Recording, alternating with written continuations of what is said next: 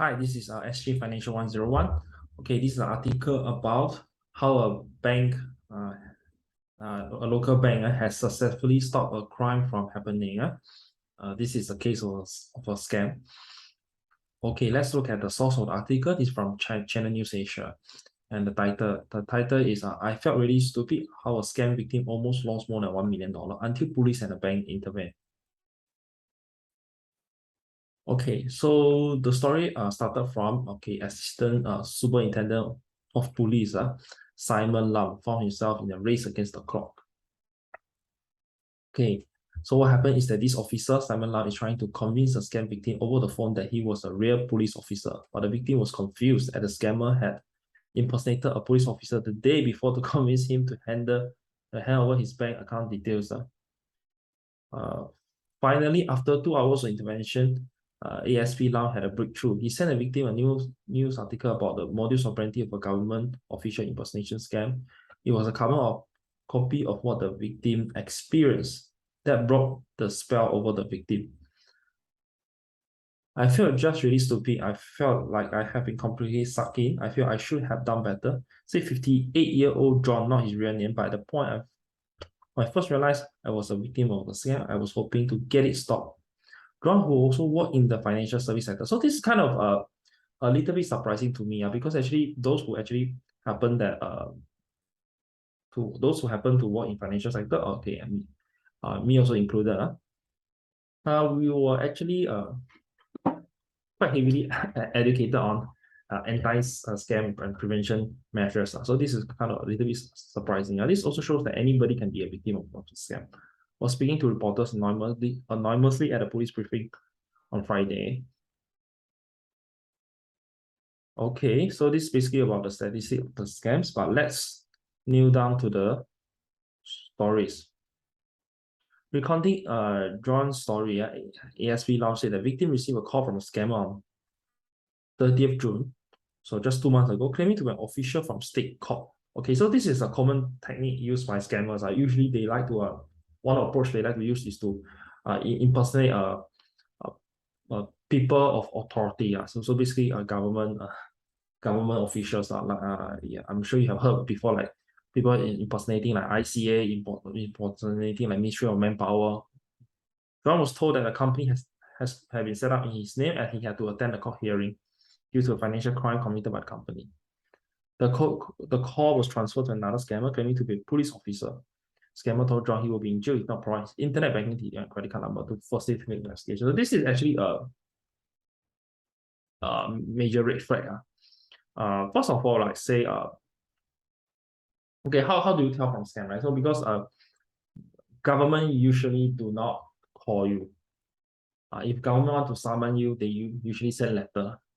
In the very exceptional cases, right, they will call you. For example, in this story, right, they need to stop a scam from happening. So what happened is that the police officer actually went to call the victim to stop the crime from happening. But in most cases, for routine summons, right, it's actually the government which will not call you. They just send you a letter.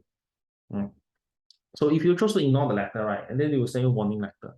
If you choose to ignore the warning letter, right, so there will be someone who show you at your house. So phone is actually never a common way of communication between government and the average person. So actually, if you receive calls from actually parties claiming to be government personnel, so be very suspicious. Always or is always also obviously maybe like say drop the call and contact the relevant authorities separately to verify if this is a scam or not. Okay, let's go back to the article. Struck with fear, John followed the instruction. On July 1st, the scammer used his details to transfer 93K to a foreigner account. John was told to tell a bank that he was making an investment into a business venture should he be questioned about transfer. Subsequent transfer amounting 1 million were in progress from a member of the DBS anti-scam team, Miss Eileen Tan. Notice red flag about 1.5 hours after the first transfer on the same day. One of the subsequent transfer of 97800 was flagged by DBS fraud surveillance system as a suspicious transaction.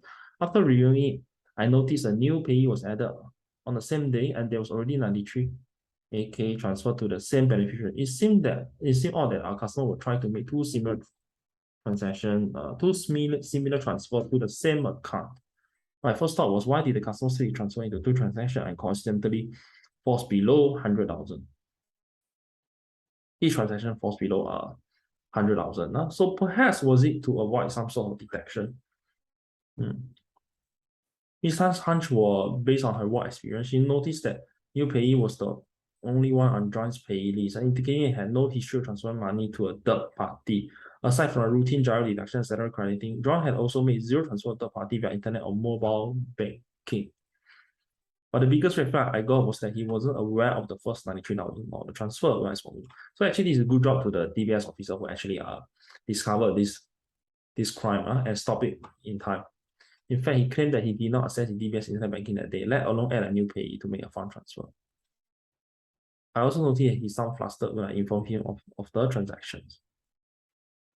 Okay, and then Mr. Tan alerted ASP Lab. So now we know there's actually joint collaboration between the major banks as well as the local police force, who immediately contact the victim. At the same time, anti-scam center, so there's this thing called anti-scam center, quickly traced and located the first transaction. The scam proceed was subsequently seized, and this resulted in a full 100% recovery of more than 1.1 million. Okay, good job. Good job to the police officer and the bank officer who actually stopped this from happening. No loss were incurred by the victim. In response to the questions from reporter about how he was scammed despite many reports of such cases, John acknowledged that the setup was very convincing and elaborate. They weren't rushing, it was just protracted conversation forwards with multiple actors, and all of these were trusted authorities. The Telegram account was also used and had a very convincing looking Singapore police. So this is actually another red flag. Why would a police officer use Telegram account to convince you, right? So actually, police do not call you. When the government summon you by letter, and if you ignore the letter, don't worry, they will show up at your place to arrest you. And so phone or text is actually not their way of communicating with your average person. And they also build a lot of empathy and compassion with me, which sort of submitted. The junior police officer was, I really want to help you. We have someone who can help you with financial affairs when your accounts are frozen. So he got me to think they were on my side. That builds a level of trust between me and them, because they won't simply threaten me with court proceedings that have nothing to do, or imprisonment on the back of those court proceedings that clearly would be totally inappropriate. So I think at the end of the day, the lesson is, you are not sure, just stop the conversation and contact the relevant authorities separately, right? Because you can always stop the conversation and call the police force directly, right? So because when you receive an incoming call or incoming message, you are kind of just always like not sure, right? But you actually make an outgoing call, you actually do know that this number is correct and it's not a scam.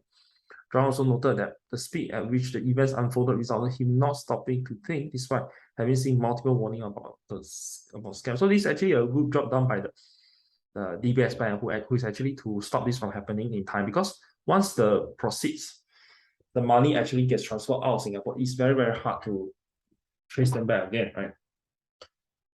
Because once you get out of Singapore, it will be deposited in some of the accounts of the money mills, right? So you probably first, you're not going to get the money back. At most, you arrest some money mills, but the real culprits will actually most likely get scot-free with the victim's money, and the victim can never see his money again. So actually, good job done to the Singapore Police Force as well as to the DBS anti-scam specialist.